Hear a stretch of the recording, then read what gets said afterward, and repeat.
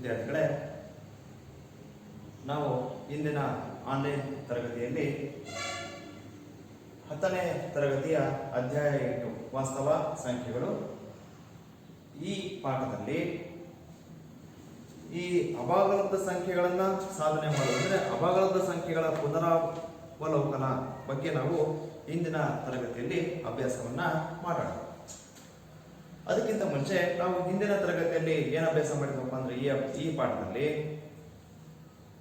ವಾಸ್ತವ ಸಂಖ್ಯೆಗಳು ಅಂದ್ರೇನು, ನೆಕ್ಸ್ಟ್ ಎರಡು ವಾಸ್ತವ ಸಂಖ್ಯೆಗಳನ್ನ ಅದೆರಡು ಸಂಖ್ಯೆಗಳನ್ನ ಕೊಟ್ಟಾಗ ಹೇಗೆ ನಾವು ಆ ಸಂಖ್ಯೆಗಳ ಮಾಸವನ್ನ ಯೂಕ್ಲಿಡನ ಭಾಗಾಕಾರದ ಅನುಪ್ರಮೇಯದ ಪ್ರಕಾರ ನಾವು ಹೇಗೆ ಮಾಸವನ್ನು ಕಂಡುಹಿಡ್ಕೊಳ್ಬೇಕು ಅನ್ನೋ ಬಗ್ಗೆ ನಾವು ಅಭ್ಯಾಸವನ್ನ ಮಾಡಿದ್ವಿ.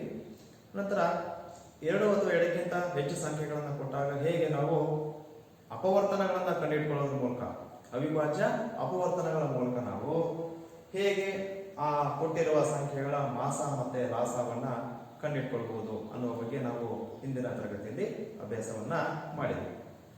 ಹಾಗಾದ್ರೆ ಇವತ್ತಿನ ತರಗತಿಯಲ್ಲಿ ನಾವೇನ್ ಮಾಡೋಣಪ್ಪ ಅಂತಂದ್ರೆ ಕೆಲವು ಅಭಾಗಲಬ್ಧ ಸಂಖ್ಯೆಗಳನ್ನ ಕೊಡ್ತಾರೆ. ಸರ್, ಈಗ ಆ ಸಂಖ್ಯೆನ ನಾವು ಅಭಾಗಲಬ್ಧ ಸಂಖ್ಯೆ ಆಗಿದೆ ಅಂತ ನಾವೇನ್ ಮಾಡ್ಕೊಳ್ಬೇಕು, ಸಾಬೀತನ್ನ ಮಾಡ್ಕೊಳ್ಬೇಕು. ಹಾಗಾದ್ರೆ ನೋಡಿ, ಮೊದಲ ಲೆಕ್ಕ √2 ಒಂದು ಅಭಾಗಲಬ್ಧ ಸಂಖ್ಯೆ ಎಂದು ಸಾಧಿಸಿ. ಈಗ ನಾವೇನ್ ಮಾಡ್ಬೇಕಾಗಿದೆ, √2 ಒಂದು ಅಭಾಗಲಬ್ಧ ಸಂಖ್ಯೆ ಅಂತ ನಾವೇನ್ ಮಾಡ್ಕೊಳ್ಬೇಕು, ಸಾಬೀತನ್ನ ಮಾಡಬೇಕು. ಅರ್ಥ ಇದ್ರು ವಿದ್ಯಾರ್ಥಿಗಳೇ? ಸರಿಗ ಈ ಸಮಸ್ಯೆಯನ್ನು ನಾವೀಗ ಬಿಡಿಸೋಣ.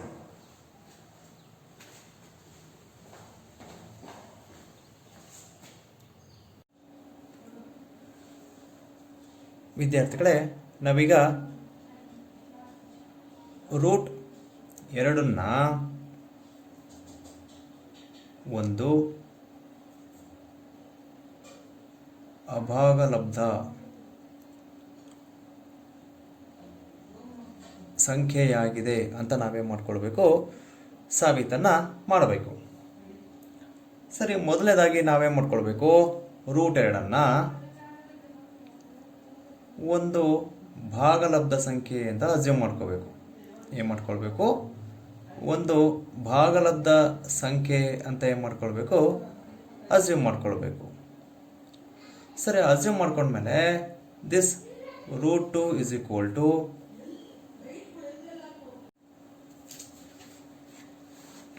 ಅಭಾಗಲಬ್ಧ ಸಂಖ್ಯೆ ಅಂತ ತಗೊಂಡ್ಮೇಲೆ ದಿಸ್ √2 ಇಸ್ ಈಕ್ವಲ್ ಟು ಏನಾಗಿರಲಿ, p/q ಆಗಿರಲಿ, where q is not equal to 0. ಅಂದ್ರೆ q ಏನಾಗಿರಬಾರ್ದು, 0ಗೆ ಸಮನಾಗಿರಬಾರ್ದು. ಸರ್, ಈಗ ನೆಕ್ಸ್ಟ್ ಏನು ಮಾಡ್ಕೊಳ್ಬೇಕು ನಾವು, ಇದರಲ್ಲಿ p ಮತ್ತು qಗಳು ಒಂದನ್ನ ಹೊರತುಪಡಿಸಿ ಬೇರೆ ಅಪವರ್ತನಗಳನ್ನ ಹೊಂದಿಲ್ಲ ಅಂತ ನಾವು ಏನು ಮಾಡ್ಕೊಳ್ಬೇಕು, ಅಸ್ಯೂಮ್ ಅನ್ನ ಮಾಡ್ಕೊಳ್ಬೇಕು. ದಿಸ್ ಇಸ್ ಈಕ್ವಲ್ ಟು ನೋಡಿ, √2 ಇಸ್ ಈಕ್ವಲ್ ಟು ಏನಾಗುತ್ತೆ, p/q ಹಾಗೆ ಇರಲಿ, ವೇರ್ p ಮತ್ತು qಗಳು ಸಾಮಾನ್ಯ ಅಪವರ್ತನಗಳನ್ನ ಹೊಂದಿಲ್ಲ ಅಂತ. ಯಾವುದೇ ಸಾಮಾನ್ಯ ಅಪವರ್ತನಗಳನ್ನ ಹೊಂದಿಲ್ಲ ಅಂತ ನೀವೇನ್ ಮಾಡ್ಕೊಳ್ಬೇಕು, ತೆಗೆದುಕೊಳ್ಬೇಕು. ನಂತರ ಏನು ಮಾಡ್ಕೊಂತೀರ, ನೀವು ಇದನ್ನ ಓರೆ ಗುಣಾಕಾರ ಮಾಡಿ. ಸರಿ, ಓರೆ ಗುಣಾಕಾರ ಮಾಡಿದಾಗ ಏನಾಗುತ್ತೆ, ಈ q ಏನಾಗುತ್ತೆ, ಈ ಕಡೆ ಹೋಗುತ್ತೆ. Therefore q into √2 is equal to ಏನಾಗುತ್ತೆ, p ಆಗುತ್ತೆ. q ಇಂಟು √2 ಇಸ್ ಈಕ್ವಲ್ ಟು ಏನಾಯ್ತು, p ಆಯ್ತು. ನೆಕ್ಸ್ಟ್ ಏನು ಮಾಡ್ಕೊಳ್ಬೇಕು, ನಾವು ಸ್ಕ್ವೇರಿಂಗ್ ಮಾಡ್ಕೊಳ್ಬೇಕು. ಎರಡೂ ಬದಿಯಲ್ಲಿ ನಾವೇನು ಮಾಡ್ಕೊಳ್ಬೇಕು, ಸ್ಕ್ವೇರಿಂಗ್ ಮಾಡ್ಕೊಳ್ಬೇಕು. ಸರಿ, ಸ್ಕ್ವೇರಿಂಗ್ ಮಾಡ್ಕೊಂಡಾಗ ಏನಾಗುತ್ತೆ, ಇಲ್ಲಿ q into √2 whole square is equal to ಏನಾಗುತ್ತೆ, p ಸ್ಕ್ವೇರ್ ಆಗುತ್ತೆ. ಸರ್, ಇದನ್ನ ನಾವು ಸುಲಭ ರೂಪಕ್ಕೆ ತಂದಾಗ ಏನಾಗುತ್ತೆ ಕ್ಯೂ ಸ್ಕ್ವೇರ್ ಇಂಟು 2 ಆಗುತ್ತೆ. Q square into 2 is equal to ಏನಾಗುತ್ತೆ, this is equal to p ಸ್ಕ್ವೇರ್ಗೆ ಸಮನಾಗುತ್ತೆ. Therefore 2q square is equal to ಏನಾಯಿತು, ಪಿ ಸ್ಕ್ವೇರ್ ಆಯಿತು.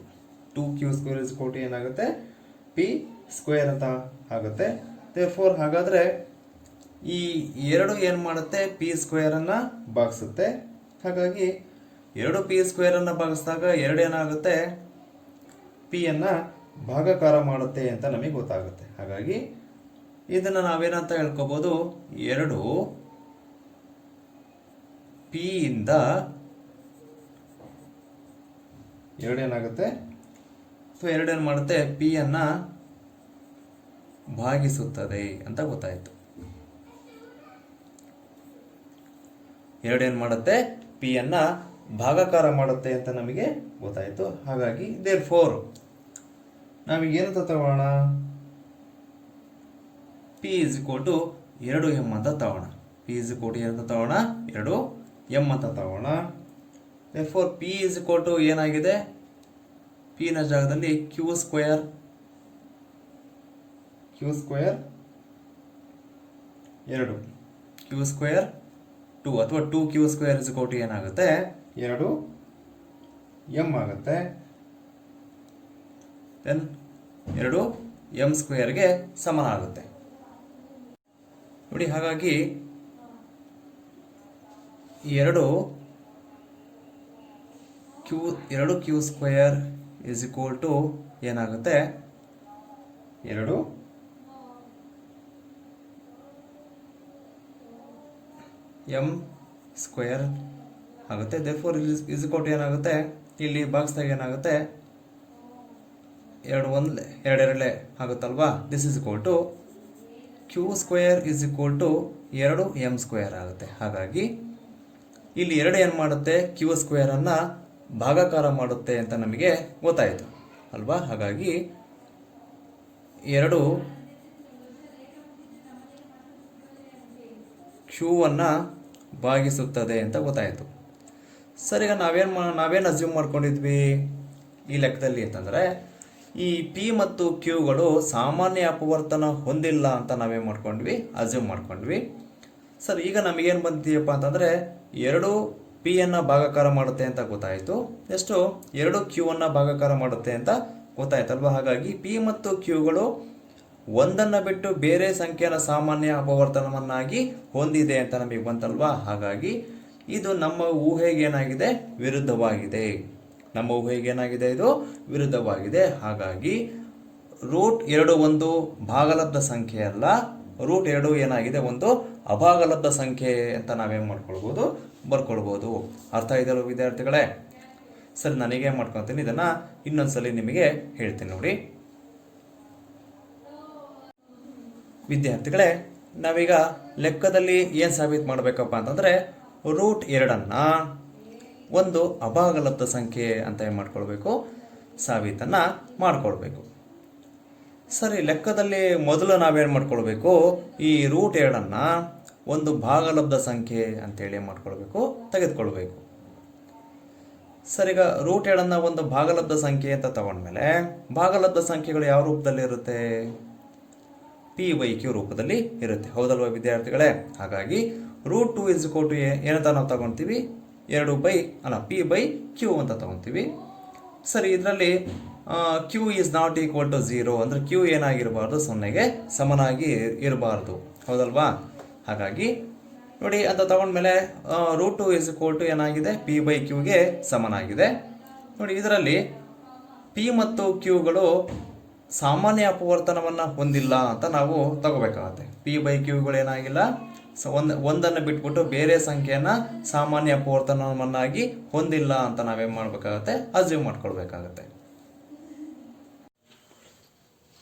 ಇಲ್ಲಿ p ಮತ್ತು qಗಳು ಸಾಮಾನ್ಯ ಅಪವರ್ತನವನ್ನು ಹೊಂದಿಲ್ಲ ಅಂಥೇಳಿ ಅಸ್ಯೂಮ್ ಆಗುತ್ತೆ. ನೆಕ್ಸ್ಟ್ ಇಷ್ಟಾದ್ಮೇಲೆ ನಾವೇನು ಮಾಡ್ಕೊಳ್ಬೇಕು, ಇಲ್ಲಿ ಓರೆ ಗುಣಾಕಾರ ಮಾಡ್ಕೊಳ್ಬೇಕು. ಸರಿ, ಓರೆ ಗುಣಾಕಾರ ಮಾಡ್ಕೊಂಡಾಗ ಏನಾಗುತ್ತೆ, ಈ ಕ್ಯೂ ಏನಾಗುತ್ತೆ, ಈ ಅಂಶಕ್ಕೆ ಬರುತ್ತೆ. Therefore √2 into q is equal to ಈ ಪಿ ಏನಾಗಿರುತ್ತೆ, ಇದು ಇಲ್ಲಿ ಹಾಗೆ ಇರುತ್ತೆ, ಹೌದಲ್ವಾ? ಸರಿ, ಓರೆ ಗುಣಾಕಾರ ಮಾಡ್ಕೊಂಡ್ಮೇಲೆ ನಂತರ ನೀವೇನು ಮಾಡ್ಕೊಳ್ಬೇಕು? ಸ್ಕ್ವೇರಿಂಗ್ ಮಾಡ್ಕೋಬೇಕು. ಸ್ಕ್ವೇರಿಂಗ್ ಅಂದರೆ ಏನು? ಘಾತ ಎರಡನ್ನು ಏನು ಮಾಡ್ಕೊಳ್ಬೇಕು? ಎರಡೂ ಬದಿಯಲ್ಲಿ ಜಾಸ್ತಿ ಮಾಡ್ಕೊಳ್ಬೇಕು.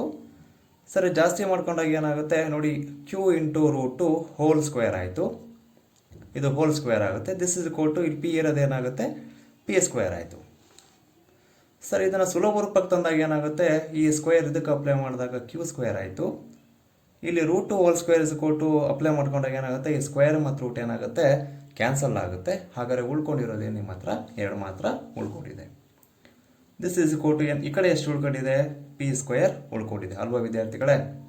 ಸರ್, ಈಗ ನಮಗೆ ಏನು ಬಂತು answer? 2q square is equal to p square ಬಂತು. Sir, is equal to means ಅಂದರೆ ಏನಾಗುತ್ತೆ? ಈ ಸಂಖ್ಯೆಯಿಂದ ಈ ಸಂಖ್ಯೆ ಭಾಗವಾಗುತ್ತೆ ಅಂತೇಳಿ. ಯಾಕಂದರೆ ಪಿ ಮತ್ತು ಕ್ಯೂಗಳು ನಾವೇನಂತ ತೊಗೊಂಡಿದ್ದೀವಿ? ನಾವು ಸಾಮಾನ್ಯ ಅಪವರ್ತನ ಹೊಂದಿಲ್ಲ ಅಂತ ತೊಗೊಂಡಾಗ ಏನಾಗುತ್ತೆ? 2ರಿಂದ ಏನಾಗುತ್ತೆ? ಪಿ ಸ್ಕ್ವೇರ್ ಭಾಗವಾಗುತ್ತೆ ಅಂತ ಇಲ್ಲಿ ಬರುತ್ತೆ. ಹಾಗಾಗಿ 2ರಿಂದ ಪಿ ಸ್ಕ್ವೇರ್ ಭಾಗವಾಗುತ್ತೆ ಅಂತ ಗೊತ್ತಾದ್ಮೇಲೆ 2ರಿಂದ ಏನಾಗುತ್ತೆ? ಪಿ ಭಾಗವಾಗುತ್ತೆ ಅಂತ ಬರುತ್ತೆ. ಹಾಗಾಗಿ ಇದರಿಂದ ನಮಗೇನು ಗೊತ್ತಾಯಿತು? 2ರಿಂದ ಪಿ ಏನಾಗುತ್ತೆ? ಭಾಗ ಆಗುತ್ತೆ ಅಂತ ಬಂತಲ್ವಾ? ಸರ್, ಈಗ ನೆಕ್ಸ್ಟ್ ಏನು ಮಾಡ್ಕೊಳ್ಳೋಣ? ಒಂದು ಅಸ್ಯೂಮ್ ಮಾಡ್ಕೊಳ್ಳೋಣ. ಏನಂತ ಅಸ್ಯೂಮ್ ಮಾಡ್ಕೊಳ್ಳೋಣ? P is equal to 2m ಅಂತ ತೆಗೆದುಕೊಳ್ಳೋಣ. P is equal to 2m ಅಂತ ತೆಗೆದುಕೊಳ್ಳೋಣ. ಸರಿ, P is equal to 2m ಅಂತ ತೊಗೊಂಡ್ಮೇಲೆ ಪಿ ಬೆಲೆ ನಾವು ಪಿ ಜಾಗದಲ್ಲಿ ಹಾಕ್ಕೊಳ್ಳೋಣ. ಸರಿ, ಪಿ ಇಸ್ ಈಕ್ವಲ್ ಟು ಏನಂತ ತೊಗೊತೀವಿ ನಾವು? ಕ್ಯೂ ರೂಟು ಅಥವಾ p square is equal to ಏನಾಗುತ್ತೆ? ಕ್ಯೂ ಸ್ಕ್ವೇರ್ 2 ಆಗುತ್ತೆ. This is equal to p square means 2m whole square ಆಗುತ್ತೆ. Sir, this is equal to 2q square is equal to 4 into m square ಆಗುತ್ತೆ. 4 into m square ಆಗುತ್ತೆ. ಸರಿ, ಎರಡೇ ಏನಾಗುತ್ತೆ? Cancel ಆಗುತ್ತಲ್ವಾ ವಿದ್ಯಾರ್ಥಿಗಳೇ? ಹಾಗಾಗಿ q square is equal to ಎಷ್ಟು ಬಂತು ನಮಗೆ? 2m ಸ್ಕ್ವೇರ್ ಬಂತು, ಹೌದಲ್ವಾ? ಸರಿ, q square is equal to 2m square ಅಂತ ಬಂದಮೇಲೆ ಹಾಗಾಗಿ 2ರಿಂದ ಏನಾಗುತ್ತೆ? ಇಲ್ಲಿ ಕ್ಯೂ ಅನ್ನೋದು ಭಾಗವಾಗುತ್ತೆ ಅಂತ ಗೊತ್ತಾಯಿತು. 2ರಿಂದ ಏನಾಗುತ್ತೆ? ಕ್ಯೂ ಭಾಗವಾಗುತ್ತೆ ಅಂತ ಗೊತ್ತಾಯಿತು. ಹಾಗಾಗಿ ನೋಡಿ, ನಮಗೆ ಮೊದಲನೇದ್ರಲ್ಲಿ ಏನು ಬಂತು? 2ರಿಂದ ಪಿ ಭಾಗವಾಗುತ್ತೆ ಅಂತ ಬಂತು. ಈಗೇನು ಬಂತು? ನಮಗೆ 2ರಿಂದ ಕ್ಯೂ ಭಾಗವಾಗುತ್ತೆ ಅಂತ ಬಂತು. ಹಾಗಾಗಿ ಇಲ್ಲೇನಾಯಿತು? ಸಾಮಾನ್ಯ ಅಪವರ್ತನ 2ನ್ನು ಹೊಂದಿದೆ ಅಂತ ಬಂತಲ್ವಾ? ಹಾಗಾಗಿ ಈಗ ನಮಗೆ ಸಾಮಾನ್ಯ ಅಪವರ್ತನ 1ನ್ನು ಬಿಟ್ಟು ಬೇರೆ ಬರೋದಿಲ್ಲ ಅಂತ ನಾವು ಅಸ್ಯೂಮ್ ಮಾಡ್ಕೊಂಡಿದ್ವಿ. ಇದು ನಮ್ಮ ಹೇಳಿಕೆಗೆ ಏನಾಯಿತು? ವಿರುದ್ಧವಾಯಿತು. ಹಾಗಾಗಿ ಈಗ ನಾವೇನಂತ ಹೇಳ್ಬೋದು? ರೂಟು ಒಂದು ಭಾಗಲಬ್ಧ ಸಂಖ್ಯೆ ಅಲ್ಲ, ಇದು ಏನಾಗಿದೆ? ಒಂದು ಅಭಾಗಲಬ್ಧ ಸಂಖ್ಯೆ ಆಗಿದೆ ಅಂತ ನಾವೇನು ಮಾಡ್ಕೊಂಡ್ವಿ? ಸಾಬೀತನ್ನು ಮಾಡಿದ್ವಿ. ಅರ್ಥ ಆಯ್ತಲ್ವ ವಿದ್ಯಾರ್ಥಿಗಳೇ?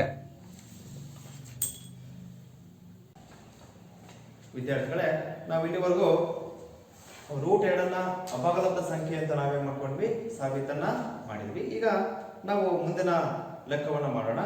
ಸರಿ, ಮುಂದಿನ ಲೆಕ್ಕ ಹೇಗಿದೆ ನೋಡಿ. ಸರಿ, ಈಗ 5 minus root 3. 5 minus root 3. Root 3ನ್ನು ಒಂದು ಅಭಾಗಲಬ್ಧ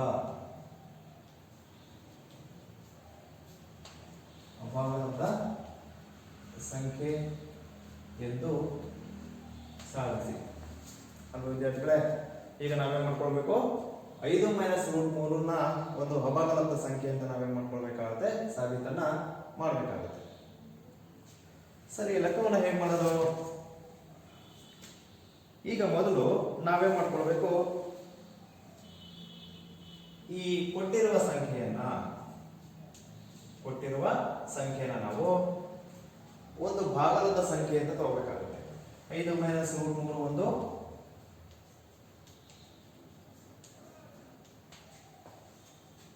ಭಾಗಲಬ್ಧ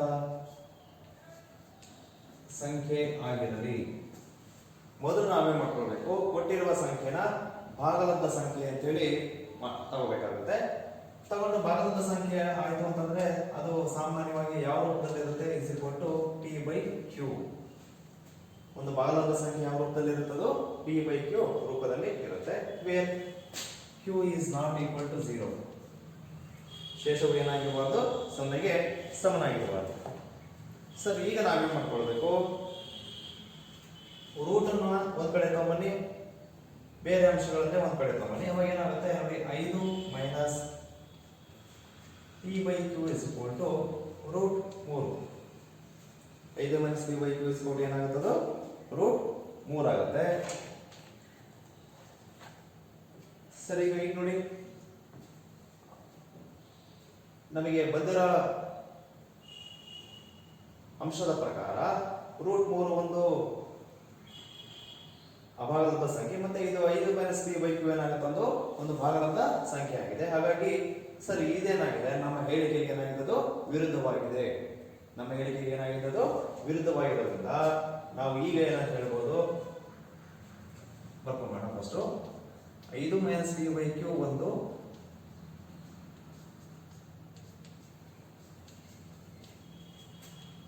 ಭಾಗಲಬ್ಧ ಸಂಖ್ಯೆ. ಎಷ್ಟು ರೂಟ್ 3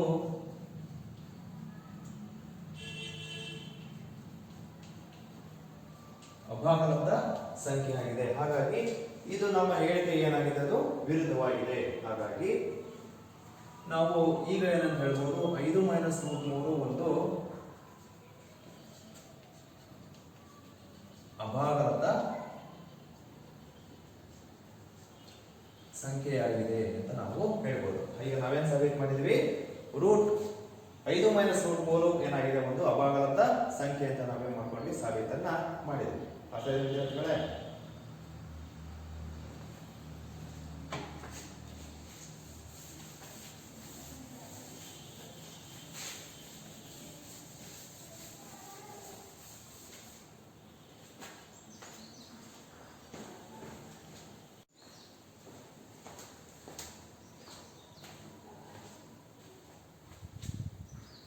ವಿದ್ಯಾರ್ಥಿಗಳೇ, ನಾವೀಗ ಮುಂದಿನ ಲೆಕ್ಕಕ್ಕೆ ಹೋಗೋಣ. ಸರಿ, ಲೆಕ್ಕ ಯಾವುದು? ರೂಟ್ 3 ಒಂದು ಅಭಾಗಲಬ್ಧ ಸಂಖ್ಯೆ ಎಂದು ಸಾಧಿಸಿ. ರೂಟ್ 3 ನೀವೇ ಮಾಡ್ಕೋಬೇಕು, ಅಭಾಗಲಬ್ಧ ಸಂಖ್ಯೆ ಅಂತೇಳಿ ನಾವು ಅದನ್ನ ಸಾಬೀತನ್ನ ಮಾಡಬೇಕು. ಅರ್ಥ ಇದೆ ವಿದ್ಯಾರ್ಥಿಗಳೇ?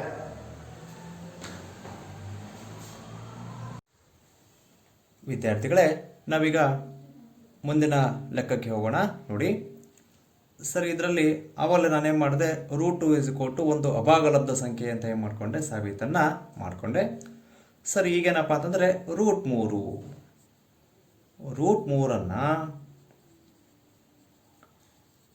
ಒಂದು ಅಭಾಗಲಬ್ಧ ಸಂಖ್ಯೆ ಅಂತ ಏನು ಮಾಡ್ಕೊಳ್ಬೇಕು, ಸಾಬೀತನ್ನ ಮಾಡ್ಕೊಳ್ಬೇಕು. ಅದಲ್ಲ ವಿದ್ಯಾರ್ಥಿಗಳೇ? ಸರಿ, ಈಗ ನಾವು ಏನು ಮಾಡ್ಕೊಳ್ಬೇಕು, ಸರಿ ಈಗ ಅಸ್ಯೂಮ್ ಮಾಡ್ಕೊಳ್ಬೇಕು. ಏನಂತ ಅಸ್ಯೂಮ್ ಮಾಡ್ಕೊಳ್ಬೇಕು, ರೂಟ್ 3 ಮೊದಲನೇದಾಗಿ ಒಂದು ಭಾಗಲಬ್ಧ ಸಂಖ್ಯೆ ಅಂತ ತಗೋಬೇಕು. ಭಾಗಲಬ್ಧ ಸಂಖ್ಯೆ ಅಂತ ತಗೋಬೇಕು. ಸರಿ, ರೂಟ್ 3 ಇಸ್ ಈಕ್ವಲ್ ಟು ಒಂದು ಭಾಗಲಬ್ಧ ಸಂಖ್ಯೆ ಅಂತ ತಗೊಂಡ್ಮೇಲೆ ರೂಟ್ 3 ಇಸ್ ಈಕ್ವಲ್ ಟು ಏನಾಗುತ್ತೆ, p/q ಆಗುತ್ತೆ. Where q is not equal to ಏನಾಗುತ್ತೆ, 0 ಆಗುತ್ತೆ.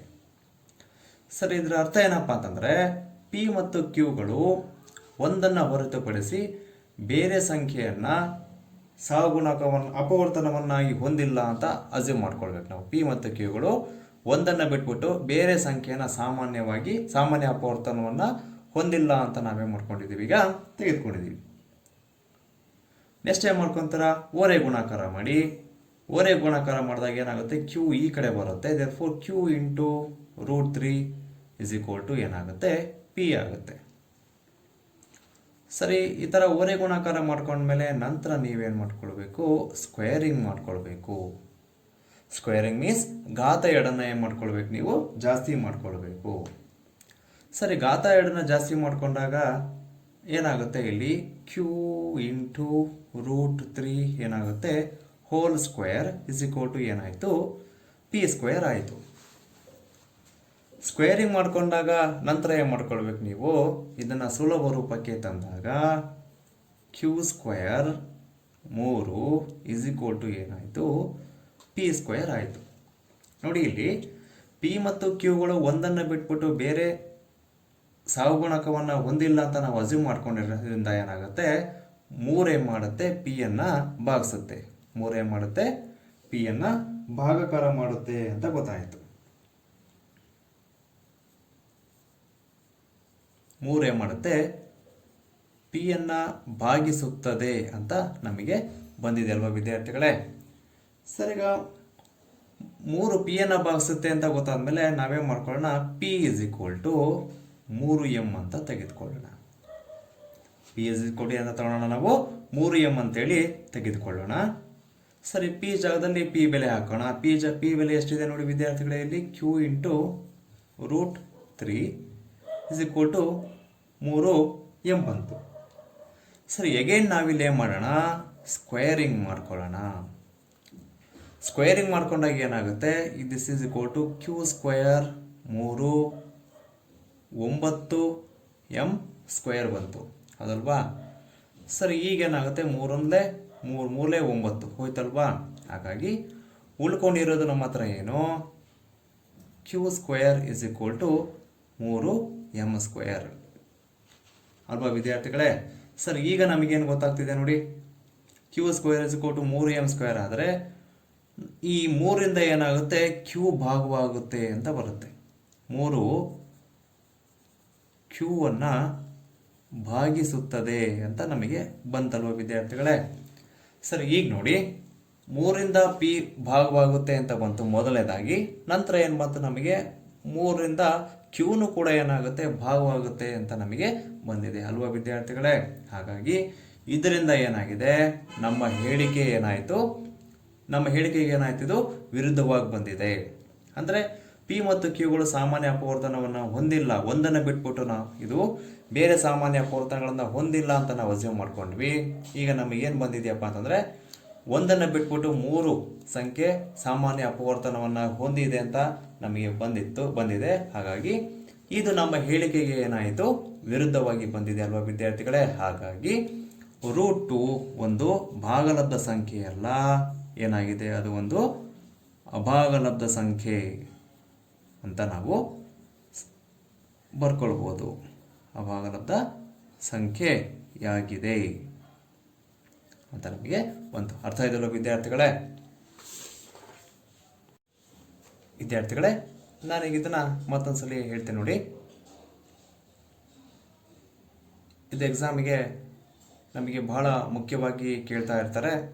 √2, √3 ಅಥವಾ ಸಮ್ ಅದರ್ಸ್, 5 + √3, 5 - √3 ಈ ಥರ ನಿಮಗೆ ಒಂದು ಸಂಖ್ಯೆಯನ್ನು ಕೊಟ್ಬಿಟ್ಟು ನಿಮಗೆ ಇದನ್ನು ಒಂದು ಅಭಾಗಲಬ್ಧ ಸಂಖ್ಯೆ ಅಂತ ಸಾಬೀತು ಮಾಡಿ ಅಂತ ನಿಮಗೆ 2 ಮಾರ್ಕ್ಸಿಗೆ ಅಥವಾ 3 ಮಾರ್ಕ್ಸಿಗೆ ನಿಮಗೆ ಕೇಳ್ತಾರೆ.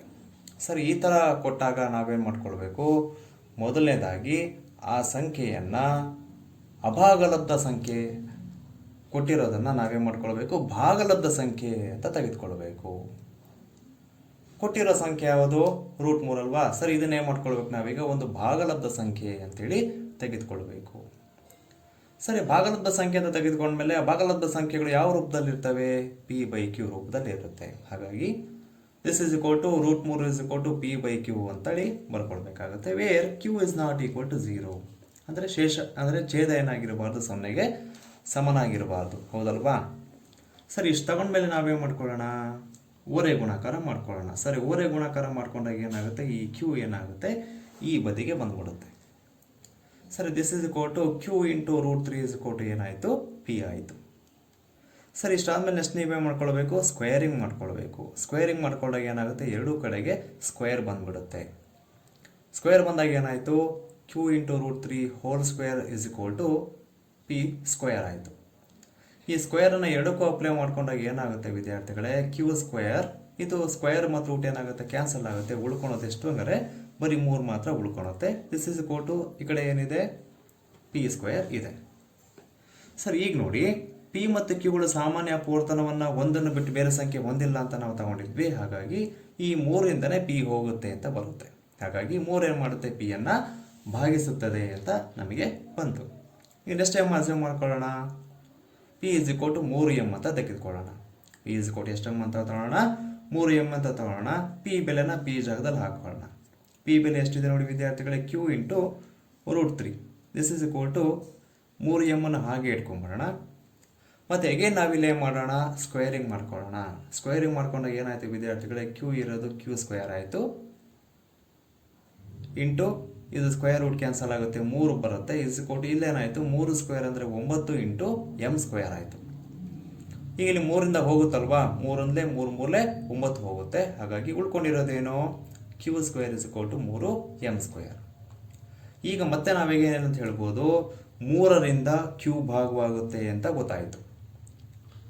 ಹಾಗಾಗಿ ಇಲ್ಲೇನು ಬಂದಿದೆ ನೋಡಪ್ಪ ಅಂದರೆ, ಎರಡು ಕಂಡೀಷನ್ಗಳಲ್ಲಿ 3ರಿಂದ ಪಿ ಭಾಗವಾಗುತ್ತೆ, 3ರಿಂದ ಕ್ಯೂ ಕೂಡ ಭಾಗವಾಗುತ್ತೆ. ಅಂದರೆ ಈ 3 ಅನ್ನೋದು ಪಿ ಮತ್ತು ಕ್ಯೂಗೆ ಸಾಮಾನ್ಯ ಅಪವರ್ತನ ಇದೆ ಅಂತ ಗೊತ್ತಾಯ್ತಲ್ವಾ. ನಾವು ಸಾಮಾನ್ಯ ಅಪವರ್ತನ ಒಂದನ್ನು ಬಿಟ್ಟು ಬೇರೆ ಹೊಂದಿರಲಿಲ್ಲ ಅಂತ ಹೇಳಿದ್ವಿ.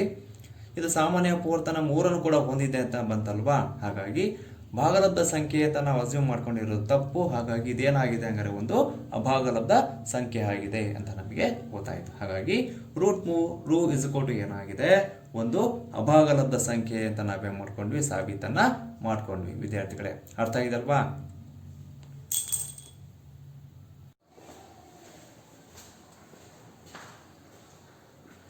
ವಿದ್ಯಾರ್ಥಿಗಳೇ, ನಾವು ಇಂದಿನ ತರಗತಿಯಲ್ಲಿ ಏನು ಮಾಡ್ಕೊಂಡ್ವಿ, ಈ ಅಭಾಗಲಬ್ಧ ಸಂಖ್ಯೆಗಳನ್ನ ಸಾಧನೆ ಮಾಡೋದು ಅಂದ್ರೆ √2 √3 ಇವೇನಿವು ಅಭಾಗಲಬ್ಧ ಸಂಖ್ಯೆಗಳು ತಾನೆ.